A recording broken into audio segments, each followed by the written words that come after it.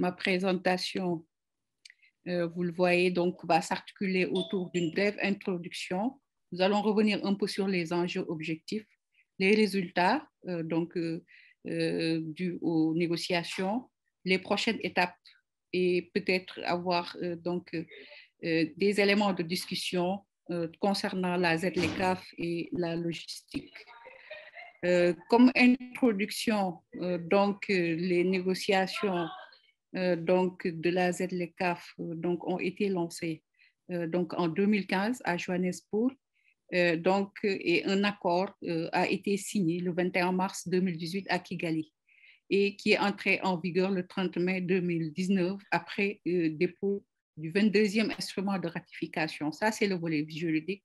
Et souvent, peut-être, il y a une certaine confusion entre le démarrage des échanges de la ZLECAf et l'entrée en vigueur de l'accord qui préexiste au démarrage des échanges parce que les instruments juridiques ont été élaborés bien avant parce que c'est un processus qui est piloté à un très haut niveau par la conférence des chefs d'État qui à chaque fois veut qu'on avance sur certaines questions, selon une approche graduelle. Et suite à cette entrée en vigueur, à Niamey déjà, il y a eu une première phase pour déblayer quelques actions en vue de la mise en œuvre et notamment la mise en place de ce qu'on appelle les instruments de la phase opérationnelle. Nous allons revenir là-dessus. Et les nombres de signataires de l'accord, comme vous l'avez dit, a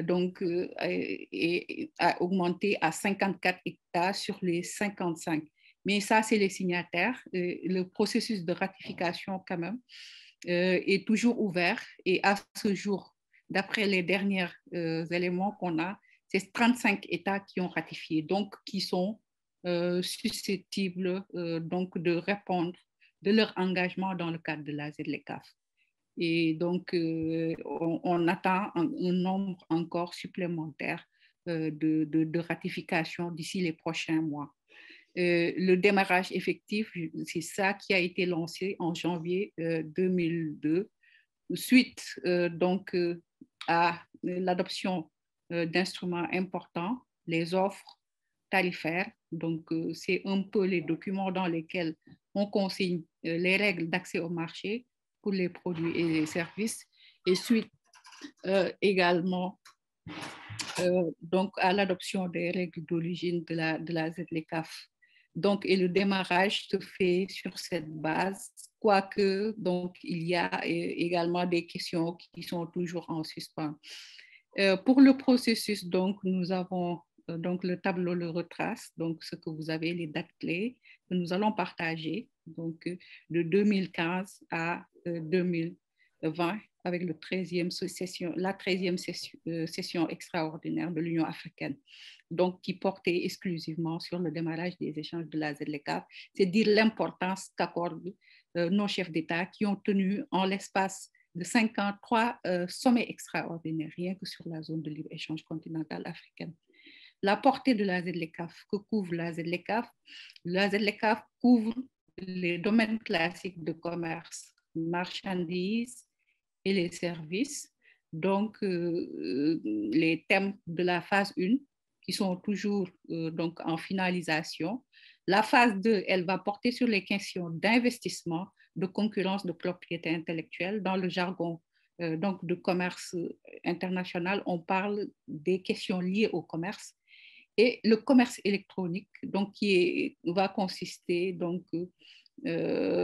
à négocier certains éléments dans la phase 3 qui a été rajoutée en 2020 par les chefs d'État compte tenu de l'importance de ce domaine. Et je pense que la pandémie est en train de nous donner raison sur l'importance de cet outil pour faciliter l'accès au marché. Les objectifs et les enjeux, vous l'avez dit, la ZLECAf, c'est d'abord un objectif d'expansion du commerce intra-africain. C'est une hausse de 50%. Ce n'est pas un niveau de commerce intra de 50%, mais une hausse de 50% des échanges commerciaux d'ici 2022. Le taux de base, c'était 16%, ça veut dire 50% 16% multiplié par 2. Voilà, si vous voulez avoir un peu le chiffre, 32% de niveau de commerce intra-régional. C'est comme ça qu'il faut comprendre ce chiffre-là. Donc, c'est ça. Les enjeux maintenant pour notre pays spécifiquement, le Sénégal, qui d'ores et déjà exporté à hauteur de 40% en moyenne vers le continent africain, c'est d'amener ce taux à 46% vers 2024 déjà. Donc, un bond de 6% donc, de ces exportations vers le continent qui sont déjà pas mal comparativement aux pays africains. Exploiter le commerce des services, donc il y a un très fort potentiel pour nos pays. Renforcer l'environnement des exportations. Et c'est là où la logistique est vraiment importante. Donc, un élément clé de l'environnement des exports et même de la performance en matière de commerce international.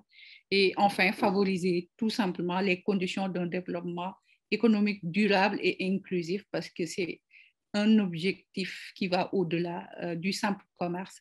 La ZLECAf, c'est un peu l'ambition de construire l'Afrique que nous voulons avec l'ensemble des populations, les jeunes et les femmes en particulier, et notamment le tissu des entreprises. Pour les résultats, donc, dans le cadre des négociations, donc, je le disais, un accord cadre signé à Kigali en 2021 avec des protocoles sur le commerce des marchandises, le commerce des services, le règlement des différends et les annexes à ces protocoles. Parce que ce sont les domaines qui sont pour lesquels des textes sont conclus. Vous vous rappellerez, il y a une deuxième et troisième phase. C'est les protocoles et annexes sur ces questions également, une fois adoptés, feront partie intégrante de l'accord cadre, donc au terme de son article 8 qui prévoit déjà l'intégration de tous les instruments qui vont se greffer à cet accord historique. L'autre volet, c'est le volet des modalités, la manière dont les marchandises et les services vont être libéralisés dans le cadre de la ZLECAf. Et concernant les marchandises, donc c'est 90% de lignes tarifaires qui doivent être libéralisées sur une période de 10 ans pour les pays les moins avancés. Le Sénégal en fait partie et 5 ans pour les pays en développement. Les 10% de lignes tarifaires restants vont concerner 7% pour des produits jugés sensibles. Sensibles parce que peut-être du point de vue économique, il y a une certaine fragilité, soit des entreprises ou du secteur, ou même sensibilité par rapport à une éventuelle perte de recettes, mais qu'on va protéger peut-être libéraliser sur une période beaucoup plus longue, 13 ans pour les pays moins avancés et 10 ans pour les pays en développement, avec une possibilité même de moratoire parce que leur libéralisation va se faire 5 ans après le démantèlement des 90% et 3% donc, de produits qui seront exclus pour le moment de la libéralisation parce que voilà, les secteurs donc les concernant vont risquer de souffrir de la libéralisation. C'est un peu les flexibilités des modalités pour les marchandises. Maintenant, la ZLECAf, c'est aussi les services, avec une approche hybride où on aura des engagements sur les services et des cadres de coopération réglementaire pour harmoniser certaines réglementations liées aux services. Et dans le cadre de ces négociations, il y a 5 secteurs qui sont prioritaires: les services fournis aux entreprises, les services de communication, les services financiers, les services relatifs au tourisme et voyage, les services de transport. Et qui parle de logistique, je pense que le transport véritablement donc est fondamental. Donc déjà la ZLECAf, dans le cadre de ces négociations, considère prioritaire certains aspects. Autre chose, c'est l'adoption des règles d'origine. On le disait, les règles d'origine de la ZLECAf donc, ont été adoptées, mais n'ont pas été tout à fait finalisées. C'est à hauteur de 81% des lignes tarifaires pour certaines offres. Je le précise, c'est le cas de l'offre de la CEDEAO. Donc, ce qui fait qu'il y a donc un travail à faire pour compléter ces règles d'origine, mais n'empêche, le démarrage peut se faire sur la base des marchandises pour lesquelles on a une offre et des règles d'origine convenues. Donc, et la soumission, je le disais, des listes de concessions tarifaires et des listes d'engagement par les États et les unions douanières, parce que il y a en tout cas des États, et le Sénégal en fait partie, qui appartiennent à des unions douanières, notamment la CEDEAO, avec un tarif extérieur commun. Et il n'était pas question d'aller en rang dispersé dans le cadre des négociations. Donc, c'est des listes communes qu'on va donc mettre en œuvre avec l'ensemble des États de la CEDEAO. Concernant la mise en œuvre, donc je l'annonçais, la ZLECAf a permis la création d'organes d'appui, notamment le comité des hauts fonctionnaires et le conseil des ministres de la ZLECAf, le siège du secrétariat, parce que ce processus a consacré la ZLECAf en un projet où le cadre institutionnel est autonome de l'Union africaine. Donc, c'est un secrétariat qui sera doté de ses ressources propres qui va piloter la mise en œuvre de la ZLECAf. Bien sûr, la création également d'autres organes subsidiaires pour le pilotage des travaux. Et autre aspect important, je le disais, c'est donc les instruments pour la phase opérationnelle, notamment l'Observatoire du commerce africain, donc un élément très important pour la mise à disposition de l'information commerciale pertinente, le mécanisme pour l'identification et l'élimination des barrières non tarifaires. Je pense qu'il y a une présentation spécifique sur ces questions-là qui sont très fondamentales dans le cadre de la mise en œuvre de la zone de libre-échange continentale africaine. Comme prochaine étape pour ces négociations, vous le savez, on a consacré le démarrage effectif, mais ce qu'il faut retenir, c'est qu'à ce jour, aucun échange formel n'a été fait sur la base donc des règles, des préférences de la zone de libre-échange continentale africaine. Parce qu'il y a des préalables à réunir.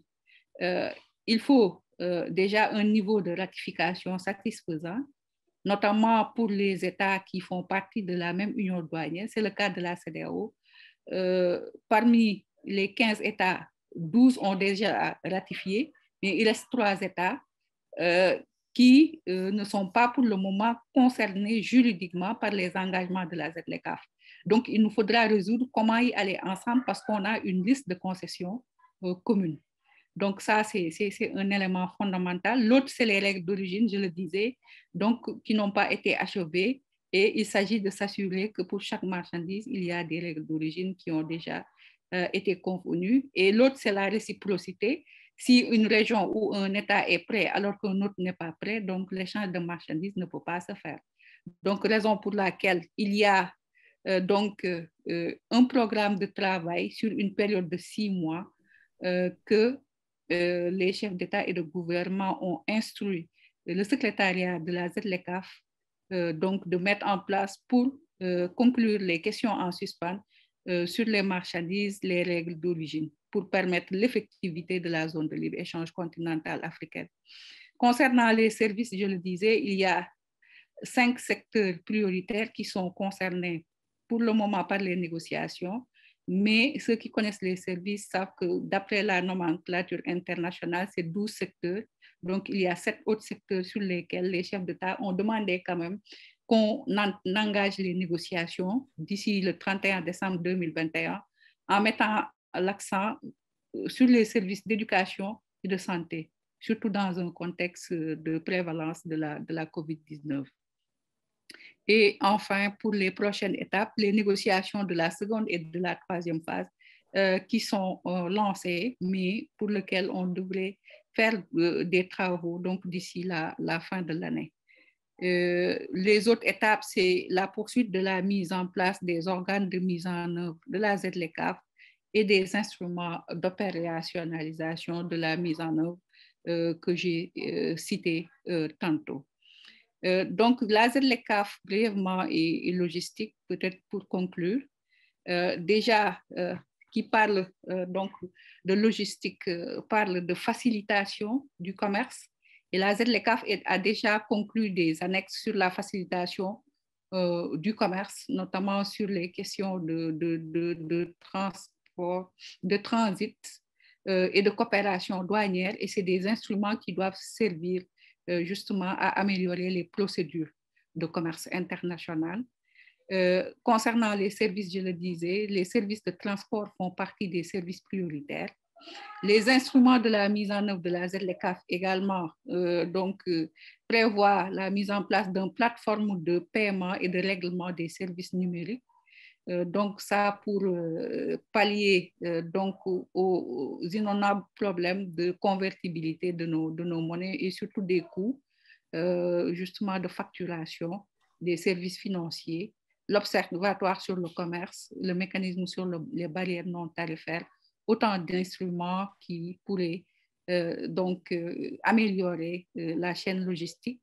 Mais la ZLECAf, c'est aussi un des projets parmi tant d'autres de l'Union africaine, de l'agenda 2063, qui prévoit également la mise en place d'infrastructures structurées, notamment dans le cadre du PIDA, donc qui va permettre d'avoir des fonds donc pour mettre en place des projets structurants, notamment en termes de logistique.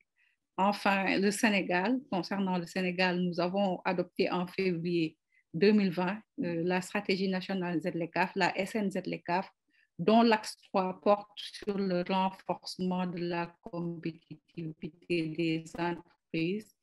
Et l'une des actions phares, c'est l'amélioration de l'environnement de l'export. Et c'est le moment peut-être d'inviter tous les acteurs parce que nous sommes dans une phase d'opérationnalisation de cette stratégie avec la mise en place de projets donc structurés. S'il y a toutes les idées pour faire des projets, surtout en matière d'amélioration de la logistique, donc seront les bienvenus pour nous permettre véritablement d'actionner donc la stratégie nationale ZLECAf. Je vous remercie de votre très aimable attention.